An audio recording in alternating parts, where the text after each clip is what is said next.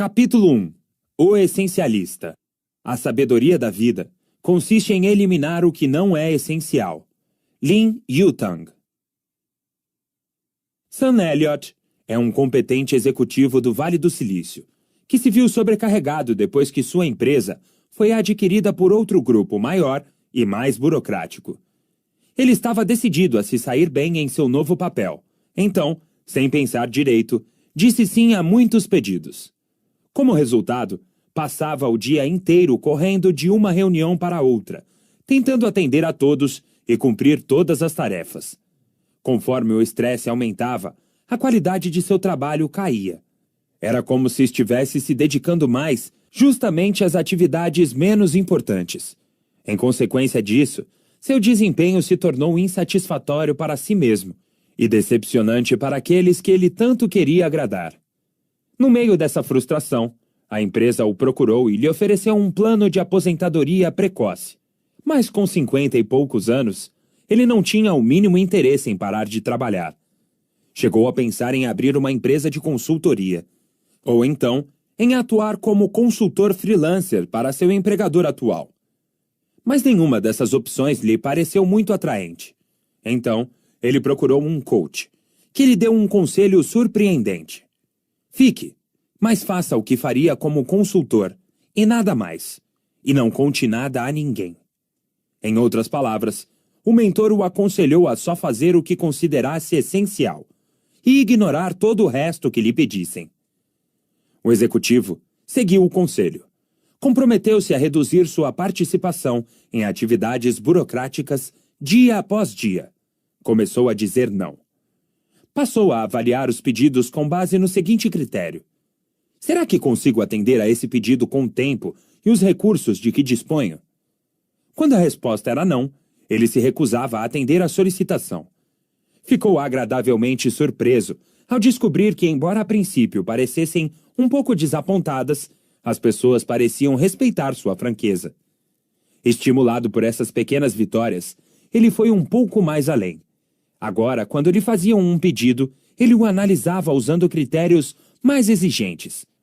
Essa é a coisa mais importante que eu deveria fazer com o meu tempo e meus recursos neste momento? Se não conseguisse responder sim categoricamente, não executava a tarefa. E mais uma vez, para sua imensa satisfação, embora no início ficassem decepcionados, logo os colegas passaram a respeitá-lo mais, e não menos, pela recusa. Ainda mais encorajado, passou a aplicar esse critério seletivo a tudo, não só a pedidos diretos. Antes ele sempre se oferecia para realizar apresentações ou tarefas que surgiam de última hora. Agora, dava um jeito de não ser convocado. Costumava ser um dos primeiros a responder a um e-mail com vários copiados. Agora, apenas lia e deixava que os outros tomassem a dianteira. Parou de participar de teleconferências, das quais só alguns minutos lhe interessariam. Deixou de comparecer à reunião informativa semanal, porque não precisava dos dados que seriam expostos. Não ia mais às reuniões se não tivesse alguma contribuição direta a dar. Entendeu que só o fato de ter sido convidado não era razão suficiente para comparecer. A princípio pareceu uma atitude individualista, mas ao ser seletivo, Sam obteve mais espaço para si, e nessa brecha encontrou liberdade criativa. Agora ele concentrava seus esforços num projeto de cada vez. Era capaz de planejar meticulosamente. Conseguia prever barreiras e começar a remover obstáculos. Em vez de correr para lá e para cá tentando fazer tudo, finalizava apenas os itens essenciais. A nova dedicação a fazer o que era de fato importante e eliminar todo o resto o fez recuperar a qualidade de seu trabalho. Em vez de avançar apenas 1 milímetro num milhão de direções, ele começou a dar um imenso impulso rumo à realização do que era verdadeiramente vital. Ele continuou assim durante vários meses. Descobriu de imediato que, além de render mais no trabalho, à noite ele ainda tinha mais tempo para aproveitar em casa. Recuperei a vida familiar. Consigo chegar em casa numa hora decente, disse. Hoje, em vez de ser escravo do celular, ele o deixa desligado nas horas vagas. Vai para a academia, sai para jantar fora com a mulher. Para sua grande surpresa, A experiência não teve repercussões negativas. Ele não foi punido, nem criticado pelo chefe. Os colegas não se ressentiram, pelo contrário. Como Sam ficou apenas com os projetos que eram significativos para ele e realmente úteis para a empresa, eles passaram a respeitar e valorizar seu trabalho, que voltou a ser recompensador. Sua avaliação de desempenho melhorou muito e ele acabou recebendo um dos maiores bônus de toda a sua carreira. Nesse exemplo, está a proposta de valor básica do essencialismo. Só quando nos permitimos parar de tentar fazer tudo e deixar de dizer sim a todos, é que conseguimos oferecer nossa contribuição máxima àquilo que realmente importa. E quanto a você? Quantas vezes respondeu sim a um pedido sem pensar direito? Quantas vezes se arrependeu de ter se comprometido a fazer alguma coisa sem entender por que aceitou a tarefa? Quantas vezes disse sim só para agradar? Ou para evitar problemas? Ou porque sim virou a resposta padrão? Conseguiu se identificar? Então agora responda. Acha que está sobrecarregado? Já se sentiu ao mesmo tempo com excesso de trabalho e subutilizado? Já notou que só se dedica a atividades pouco importantes? Considera-se ocupado, mas não produtivo, como se estivesse sempre em movimento, mas sem chegar a lugar nenhum? Se respondeu sim a qualquer uma dessas perguntas, o melhor caminho para sair da situação é o do essencialista. O caminho do essencialista. Durante muitos anos, Dieter Hammes foi projetista-chefe da fabricante Brown. Ele acredita fortemente na ideia de que quase tudo é ruído e que pouquíssimas coisas são essenciais. Seu trabalho é filtrar o ruído até chegar à essência. Por exemplo, quando tinha 24 anos, pediram-lhe na empresa que colaborasse com o projeto de um toca-discos. A norma na época era cobrir o aparelho com uma tampa de madeira maciça, ou mesmo incorporá-lo a um móvel para pôr na sala. Em vez disso, ele e a equipe removeram toda a tralha e projetaram um toca-discos com uma tampa plástica transparente e só. Foi a primeira vez que se usou um projeto desses, tão revolucionário que temeram que levasse a empresa à falência, porque ninguém o compraria. Foi preciso coragem para eliminar o que não era essencial. Na década de 1960, essa estética começou a tomar impulso. Com o tempo, tornou-se o padrão.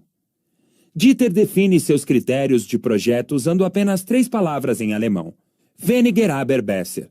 A tradução é menos, porém melhor. Seria difícil encontrar uma definição mais adequada de essencialismo. O caminho do essencialista é buscar de forma incansável o menos, porém melhor.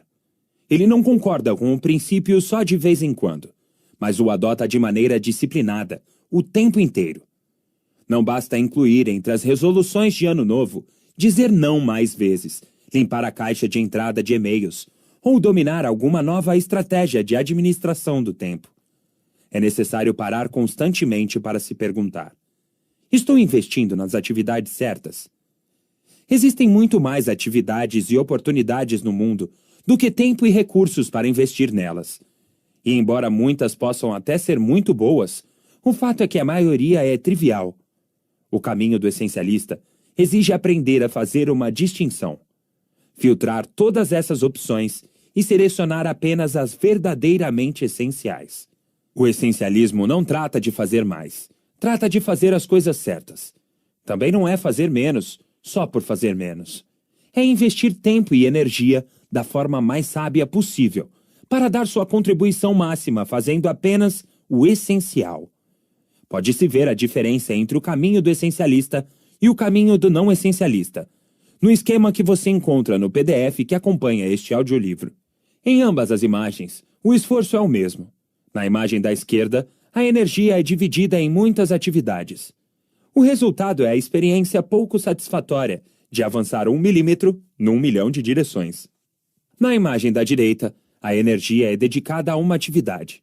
O resultado é que, ao investir em menos coisas, temos a experiência satisfatória de alcançar um avanço significativo no que mais importa. O caminho do essencialista rejeita a ideia de que se pode fazer tudo. Em vez disso, exige pesar bem as opções e tomar decisões difíceis. Em muitos casos, possibilita tomar decisões únicas que resolvem 1000 decisões futuras, e assim, Não se exaurir fazendo as mesmas perguntas várias vezes. O caminho do essencialista segue um propósito, não segue o fluxo. Em vez de escolher reativamente, o essencialista distingue de maneira deliberada as poucas coisas vitais das muitas triviais, elimina o que não é essencial e depois remove obstáculos para que o essencial tenha passagem livre. Em outras palavras, o essencialismo é uma abordagem disciplinada e sistemática para determinar onde está o ponto máximo de contribuição, de modo a tornar sua execução algo que quase não demanda esforço. O modelo. O que o não essencialista pensa? Tudo para todos, tenho que fazer, tudo é importante, como dar conta de tudo.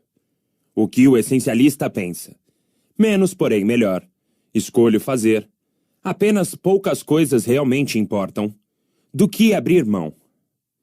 O que o não essencialista faz? A busca indisciplinada por mais. Reage ao que é mais urgente. Diz sim sem pensar direito. Tenta forçar a execução na última hora. O que o essencialista faz? A busca disciplinada por menos. Faz uma pausa para discernir o que realmente importa. Diz não a tudo, menos ao essencial. Remove obstáculos para tornar a execução fácil. O que o não essencialista obtém? Leva uma vida que não satisfaz. Aceita tarefas demais e o trabalho deixa a desejar. Sente-se sem controle. Não sabe se as coisas certas foram feitas. Sente-se exausto e sobrecarregado. O que o essencialista obtém? Leva uma vida que tem significado. Escolhe com cuidado para fazer um excelente trabalho. Sente-se no controle. Faz as coisas certas. Sente alegria na jornada. O caminho do essencialista leva ao controle sobre as próprias escolhas e a um novo nível de sucesso e significado. Nele, aproveitamos a viagem e não apenas o destino. Apesar de todos esses benefícios, este não é o caminho mais escolhido. Existem forças demais conspirando para nos impedir de aplicar a busca disciplinada por menos, porém melhor. E talvez seja por isso que muitos acabam no caminho mal direcionado do não essencialista. O caminho do não essencialista. Num dia claro de inverno na Califórnia, minha mulher, Ana, deu à luz a nossa querida filha. Ela estava radiante. No entanto, aquele que deveria ser um dos dias mais serenos e felizes da minha vida estava sendo muito tenso. Enquanto nossa bebê se aninhava nos braços da minha mulher, no quarto do hospital, eu falava ao telefone, abria e-mails e me sentia pressionado para comparecer a uma reunião com clientes. Meu colega escrevera: sexta-feira, entre 13 e 14 horas, é uma péssima hora para ter filhos, porque preciso que você vá a uma reunião com X. Embora eu tivesse quase certeza, ou pelo menos torcesse por isso, de que o e-mail fora escrito de brincadeira, ainda me senti obrigado a ir. Instintivamente, eu sabia o que fazer. Aquele era o momento de ficar com a minha esposa e minha filha recém-nascida. Porém, quando me perguntaram se eu pretendia comparecer à reunião, respondi com toda a convicção possível. Sim. Para minha vergonha, deixei as duas no hospital e fui. Depois, meu colega disse: o cliente vai respeitá-lo por decidir estar aqui. Mas a expressão dos executivos quando cheguei não transmitiu respeito. Na verdade, refletiu o que eu sentia. O que estava fazendo ali? Só dissera sim para agradar e, com isso, prejudicar a minha família, minha integridade e até o relacionamento com o cliente. No final das contas, a reunião não deu em absolutamente nada. Mas mesmo que tivesse dado, não há dúvida de que seria um mau negócio.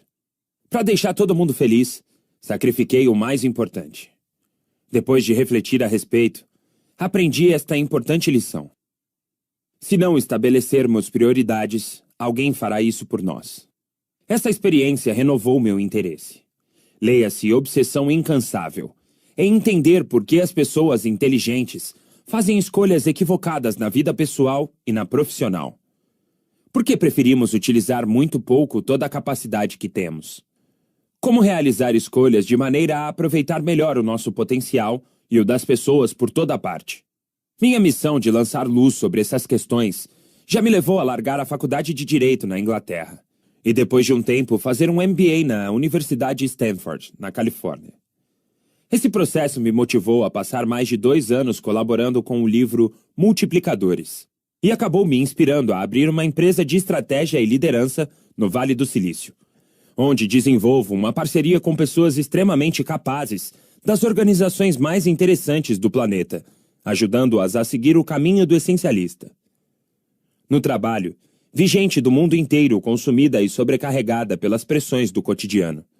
Fui coach de profissionais bem-sucedidos que sofriam em silêncio pela dor de tentar desesperadamente fazer tudo, agora com perfeição.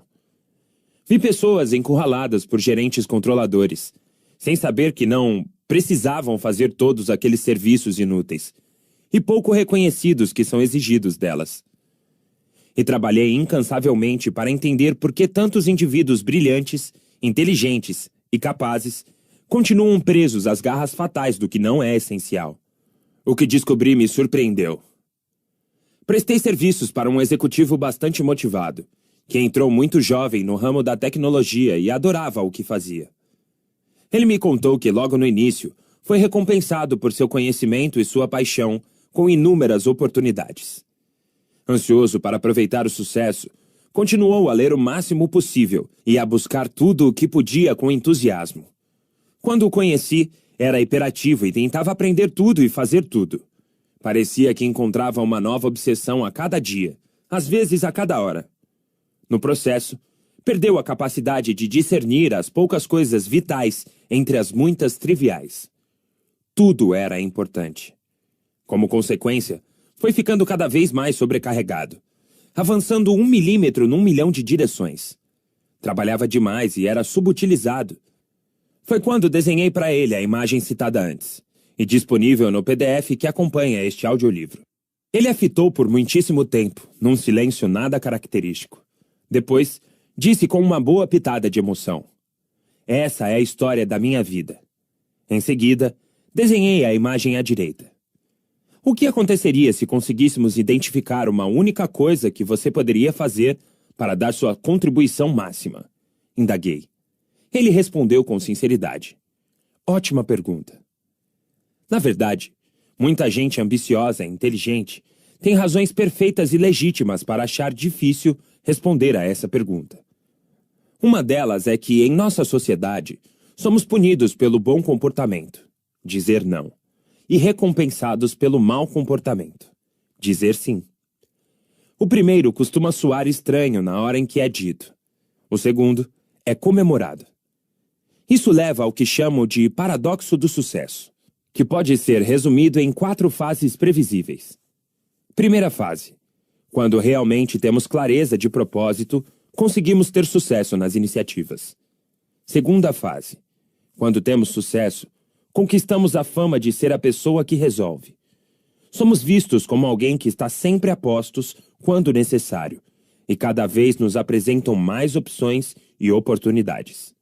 Terceira fase: o aumento de opções e oportunidades, que na verdade significa mais exigências sobre nosso tempo e nossa energia, leva à dispersão do esforço. Quando isso acontece, ficamos muito sobrecarregados. Quarta fase: acabamos nos afastando do que deveria ser nosso nível máximo de contribuição. O efeito do sucesso destrói a própria clareza que, a princípio, nos levou a alcançá-lo. É curioso que a busca pelo sucesso possa ser um catalisador do fracasso. Em outras palavras, o sucesso pode nos impedir de nos concentrarmos nas coisas essenciais, que antes de qualquer outra coisa, produzem o sucesso. Podemos ver isso por toda parte. No livro Como as Gigantes Caem, Jim Collins examina o que deu errado com empresas que desmoronaram e antes eram supervalorizadas em Wall Street. Ele constata que, em muitos dos casos, cair na busca indisciplinada por mais foi uma razão fundamental do fracasso. Isso vale tanto para as empresas quanto para as pessoas que trabalham nelas. Mas por quê? Por que o não essencialismo está por toda parte?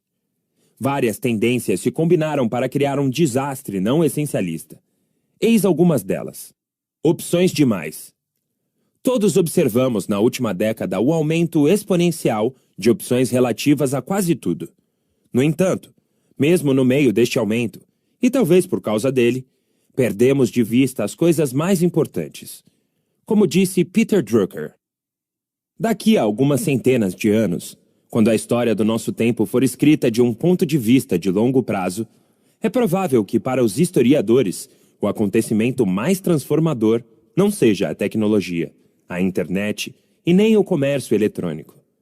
Será a mudança sem precedentes da condição humana.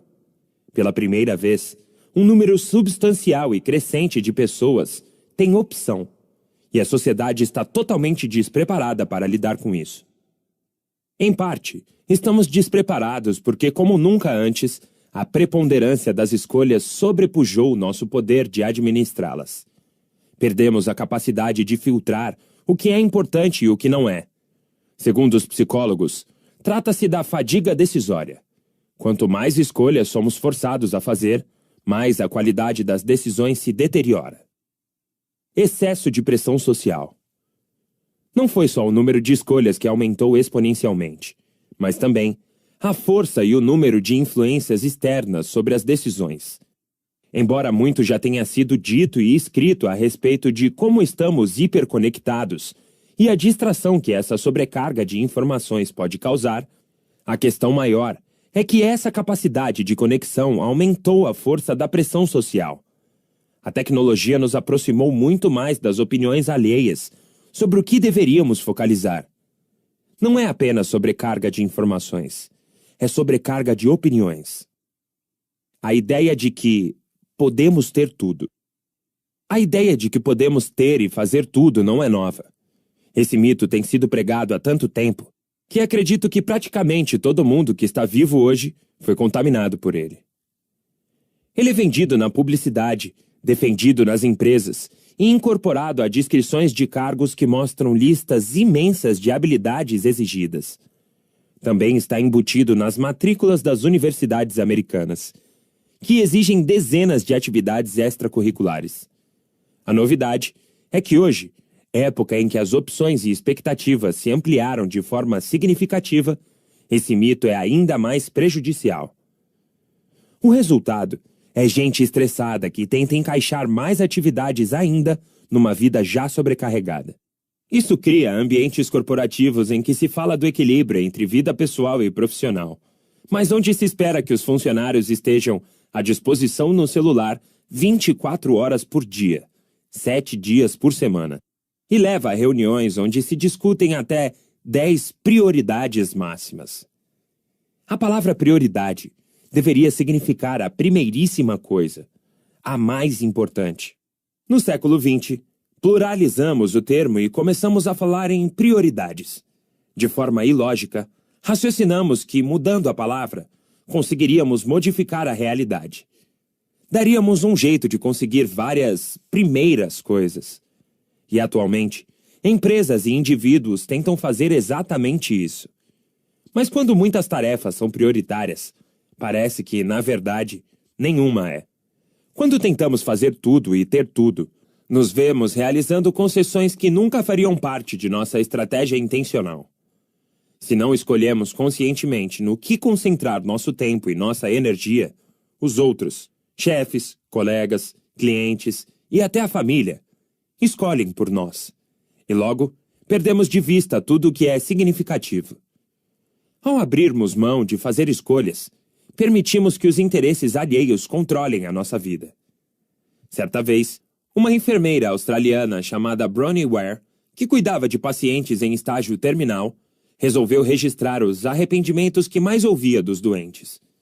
No topo da lista estava: queria ter tido a coragem de levar uma vida significativa para mim, não a vida que os outros esperavam que eu levasse. Para conquistar isso antes que seja tarde, não basta dizer não aleatoriamente. É preciso eliminar, de forma intencional, deliberada e estratégica, o que não é essencial. E além de se livrar de desperdícios óbvios de tempo, também não aproveitar algumas ótimas oportunidades. Em vez de reagir às pressões sociais que nos puxam em 1000 direções, devemos aprender a reduzir, simplificar e focalizar o que é essencial, eliminando todo o resto. Este livro fará pela sua vida e pela sua carreira o que um organizador profissional conseguiria fazer pelo seu armário. Pense no que aconteceria se você nunca o arrumasse. Ele ficaria organizado? As peças que você mais gosta de usar seriam as únicas penduradas nos cabides? É claro que não. Quando não há um esforço consciente de mantê-lo arrumado, o armário vira uma bagunça, cheio de roupas raramente usadas. De vez em quando, a situação foge tanto ao controle que você se esforça e faz uma limpa. Mas se não implantar um sistema com regularidade, você vai acabar com tanta roupa quanto tinha no início, porque não conseguirá decidir do que vai se livrar. Irá se arrepender de ter doado acidentalmente peças de que gostava e que queria guardar. Ou manterá uma pilha de roupas que não quer mais, porém, das quais nunca se livra, porque não sabe direito aonde levá-las, nem o que fazer com elas. Do mesmo modo que o armário logo fica abarrotado quando se acumulam roupas que nunca usamos, nossa vida logo se enche quando os compromissos e as atividades que aceitamos, na melhor das intenções, vão se acumulando. Se não adotarmos um sistema para fazer uma limpa, esse excesso permanecerá ali para sempre. Veja a seguir de que maneira o essencialista abordaria esse armário caótico. 1. Explorar. Em vez de indagar, será que vou usar isto algum dia? Faça perguntas mais exigentes e disciplinadas. Eu realmente amo esta peça. Ela me deixa incrível. Uso isso com frequência? Se a resposta for não, eis um candidato à eliminação. Na vida pessoal ou profissional, o equivalente a separar as roupas é questionar: qual dessas atividades ou iniciativas oferece a maior contribuição possível para a minha meta? A primeira parte deste livro vai ajudá-lo a perceber quais são essas atividades promissoras. 2. Eliminar. Digamos que você tenha dividido as roupas em pilhas do tipo manter e descartar. Mas está mesmo disposto a pôr a segunda pilha numa sacola para doá-la? Estudos verificaram que tendemos a dar às coisas que possuímos um valor maior do que têm e, portanto, achamos mais difícil nos livrar delas. Para decidir, faça a pergunta decisiva: se eu ainda não tivesse essa peça, quanto estaria disposto a pagar por ela? Geralmente essa reflexão resolve. Aproveitando o raciocínio, não basta imaginar quais atividades e iniciativas não dão a máxima contribuição possível para a sua meta. Ainda é preciso eliminá-las ativamente. A segunda parte deste livro vai lhe mostrar como se livrar do que não é essencial e, além disso, como fazê-lo de modo a inspirar respeito em seus colegas, chefes e clientes. 3. Executar. Para o armário permanecer arrumado, será preciso criar uma rotina regular. Separe uma sacola grande para os itens que for jogar fora. Informe-se a respeito da localização do bazar ou da instituição que receberá as roupas e reserve um horário na sua agenda para passar lá. Em outras palavras, depois de verificar quais atividades e iniciativas deve manter, aquelas que lhe permitem dar seu nível máximo de contribuição, é preciso ter um sistema que requeira o mínimo possível de trabalho para que você consiga pôr as suas intenções em prática. Com este livro, você aprenderá a criar um processo em que fazer o essencial quase não exige esforço. É claro que a vida não é estática como as roupas no armário, que simplesmente ficam onde estão depois que as largamos lá pela manhã. Roupas novas chegam o tempo todo ao armário da vida. Novas demandas ao nosso tempo. Imagine se cada vez que abrisse o armário você notasse que alguém enfiou novas peças lá dentro. Se toda vez que o esvaziasse pela manhã, descobrisse à tarde que estava lotado de novo. Infelizmente, a vida de muita gente é assim. Quantas vezes você começou seu dia de trabalho com tudo planejado e às 10 da manhã percebeu que já estava atrasado para dar conta de tudo? Ou redigiu uma lista de afazeres pela manhã e notou quase na hora de ir embora que a lista tinha ficado muito maior? Quantas vezes esperou com ansiedade pelo fim de semana tranquilo em casa com a família e descobriu, no sábado de manhã, que havia uma porção de pendências para resolver, compromissos dos filhos e calamidades imprevistas? Mas há boas notícias. Isso tem solução. O essencialismo consiste em criar um sistema para cuidar do armário da vida. Não se trata de um processo que realizamos uma vez por ano, por mês ou por semana. É a disciplina que aplicamos toda vez que precisamos tomar uma decisão e devemos escolher entre dizer sim ou recusar educadamente. É um método para abrir mão de muitas coisas boas, por mais difícil que seja, e ficar com as poucas coisas extraordinárias. É aprender a fazer menos, porém melhor, para obter o máximo retorno possível de cada precioso momento da vida. Este livro vai mostrar que você pode ter uma vida que faça sentido para si mesmo, não aquela que os outros esperam de você. Aqui é apresentado um método para aumentar a eficiência e a produtividade, tanto no campo pessoal quanto no profissional, e um modo sistemático de discernir o que é importante, eliminar o que não é e fazer o essencial com o mínimo de esforço. Em resumo, ensina a aplicar em todas as áreas da vida a busca disciplinada por menos. Veja como. Guia do audiolivro. Essencialismo tem 4 partes. A primeira descreve a mentalidade básica do essencialista. As outras 3 transformam essa mentalidade num processo sistemático de busca disciplinada por menos, que pode ser usado em qualquer situação. A seguir, um resumo de cada parte. Essência. Qual é a mentalidade básica do essencialista? Existem 3 realidades sem as quais o pensamento essencialista não seria pertinente e nem possível. Há um capítulo dedicado a cada uma delas. 1. Escolha individual. Podemos escolher onde aplicar nosso tempo e nossa energia. Se as escolhas não são feitas, não faz sentido falar em abrir mão de alguma coisa em troca de outra.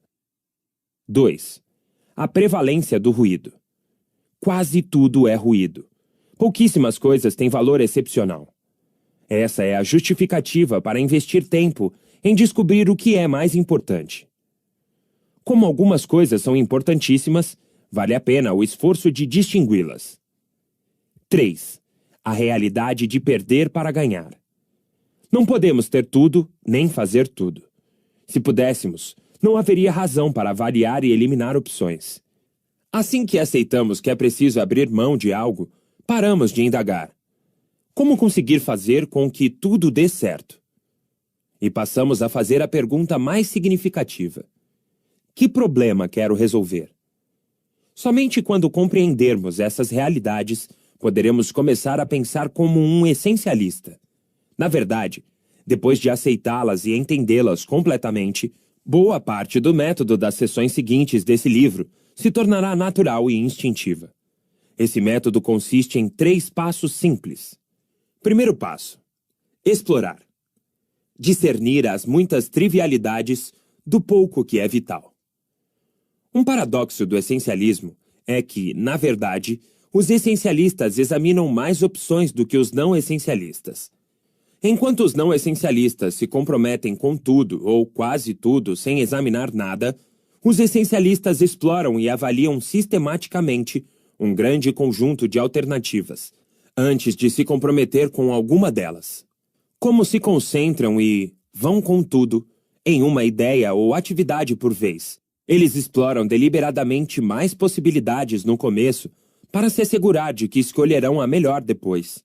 Quando aplicamos critérios mais exigentes, podemos aproveitar o sofisticado mecanismo de busca do cérebro. Se buscarmos apenas uma boa oportunidade, encontraremos centenas de itens para analisar. Mas é melhor fazer uma busca avançada com 3 perguntas. O que me inspira profundamente? Qual é o meu talento especial? E o que atende a uma necessidade importante do mundo? Naturalmente, não haverá tantos itens para examinar. Mas essa é a razão do exercício. Não procuramos uma infinidade de coisas boas para fazer. Queremos dar nosso nível máximo de contribuição, saber fazer a coisa certa, do jeito certo, na hora certa. Os essencialistas passam o maior tempo possível explorando, escutando, debatendo, questionando e ponderando. Mas essa exploração não é um fim em si. Seu propósito é discernir as poucas coisas vitais das muitas triviais. Segundo passo: eliminar. Excluir as muitas coisas triviais. Muitos dizem sim porque estão ansiosos para agradar e contribuir. Mas o segredo da contribuição máxima talvez seja dizer não. Como explicou Peter Drucker, as pessoas são competentes porque dizem não, porque dizem isso não é para mim. Eliminar o que não é essencial significa dizer não a alguém muitas vezes e também ir contra as expectativas sociais. Para fazer isso direito, é preciso coragem e delicadeza. Portanto, o essencialismo não exige apenas disciplina mental, mas a disciplina emocional necessária para não ceder à pressão social. Na respectiva seção do livro, abordaremos essa dinâmica difícil. Como é preciso perder para ganhar? Não podemos deixar de abrir mão de certas coisas. A verdadeira questão não é como fazer tudo, é quem escolherá o que faremos ou não. Lembre-se, quando abandonamos nosso direito de escolher, os outros escolhem por nós. Portanto, podemos escolher deliberadamente o que não fazer, ou deixar que nos levem para direções que não queremos seguir.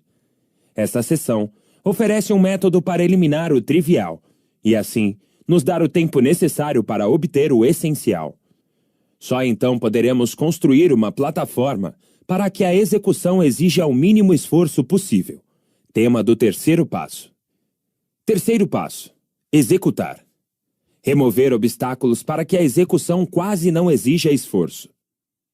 Qualquer que seja a meta, terminar um projeto no trabalho, chegar à próxima etapa da carreira ou planejar a festa de aniversário do marido ou da esposa, tendemos a pensar no processo de execução como algo difícil e cheio de atrito, algo que é preciso forçar para fazer acontecer. Mas a abordagem do essencialista é diferente. Em vez de forçar a execução, os essencialistas investem o tempo que pouparam para criar um sistema que remova obstáculos e torne a execução o mais fácil possível. Esses três elementos, explorar, eliminar e executar, não são fenômenos separados, mas um processo cíclico. E quando o aplicamos constantemente, vamos colhendo benefícios cada vez maiores. Uma ideia cuja hora chegou. Como diz a citação atribuída a Victor Hugo, dramaturgo e romancista francês, nada é mais poderoso do que uma ideia cuja hora chegou, pois a hora do princípio, menos, porém melhor, chegou. Tudo muda quando nos permitimos ser mais seletivos no que optamos por fazer. No mesmo instante, obtemos a chave que abre o próximo nível de conquistas na vida. Nós nos sentimos imensamente livres quando aprendemos que podemos eliminar o que não é essencial, que não somos mais controlados pelos interesses dos outros e que temos como escolher. Com esse poder invencível, conseguimos descobrir qual é nossa contribuição máxima, não só para nossa própria vida ou carreira, como para o mundo. O que aconteceria se as escolas eliminassem os deveres de casa comuns e os substituíssem por projetos importantes, que fizessem diferença na comunidade? E se todos os alunos tivessem tempo para pensar na contribuição máxima que poderiam dar ao próprio futuro, de modo que, quando terminassem o ensino médio, não estivessem apenas começando a corrida para lugar nenhum? E se as empresas eliminassem as reuniões inúteis e as substituíssem por uma oportunidade para as pessoas pensarem e trabalharem nos projetos mais importantes? E se os funcionários resistissem às séries de e-mails que só desperdiçam tempo, aos projetos sem relevância e às reuniões improdutivas para se concentrarem em oferecer seu nível máximo de contribuição às empresas e à própria carreira? E se a sociedade parasse de nos dizer para comprar mais e nos permitisse pensar e respirar mais? E se nos estimulasse a rejeitar o comportamento que nos impele a fazer o que detestamos, para comprar o que não precisamos, com dinheiro que não temos, a fim de impressionar pessoas de que não gostamos? E se deixássemos de exaltar tanto o valor de ter mais e de menosprezar o valor de ter menos? E se ninguém mais achasse que estar ocupado é ser importante? E se, em vez disso, comemorássemos o tempo que passamos escutando, refletindo, meditando e aproveitando a vida com as pessoas que mais importam para nós? E se o mundo inteiro trocasse a busca indisciplinada por mais pela busca disciplinada por menos, porém melhor? Imagino o dia em que todas as pessoas, crianças, estudantes, mães, pais, funcionários, Gerentes, executivos, líderes mundiais terão aprendido a fazer um uso melhor da inteligência, do talento, da criatividade e da iniciativa para levar uma vida com mais significado. Elas terão a coragem de assumir a verdadeira vocação. Se é difícil conseguir a determinação necessária para seguir o caminho certo, vale a pena refletir sobre a brevidade da vida e o que queremos realizar no pouco tempo que nos resta. Como escreveu a poeta Mary Oliver, diga-me, o que planeja fazer com a sua vida única, fantástica e preciosa? Desafio o leitor a parar mais vezes para se fazer essa pergunta. Desafio o leitor, aqui e agora, a se comprometer a abrir espaço para desfrutar o essencial. Acha que se arrependerá por um segundo de uma decisão dessas? Acha provável que algum dia você acorde e diga: gostaria de ter sido menos fiel a mim mesmo e de ter feito todas as coisas não essenciais que os outros queriam que eu fizesse? Este livro não está propondo a volta a alguma época mais simples. Não fala em parar de usar e-mails, nem em se desligar da internet, nem de viver como um eremita. Isso seria andar para trás. Essencialismo trata de aplicar o princípio menos, porém melhor, ao modo como levamos a vida, agora e no futuro. Assim, desafio o leitor a ser mais sábio do que fui no dia em que minha filha nasceu. Tenho muita confiança no bem que virá de uma decisão dessas. Basta imaginar o que aconteceria ao mundo se todas as pessoas eliminassem uma atividade boa, mas banal, e a substituíssem por algo verdadeiramente essencial. Quando você estiver no fim da vida, talvez ainda se arrependa de algumas coisas, mas é improvável que buscar o caminho do essencialista seja uma delas. Se estiver disposto a se conhecer melhor e tomar agora a decisão de ser fiel aos seus maiores interesses, para não se arrepender mais tarde, então você está pronto para trilhar o caminho do essencialista.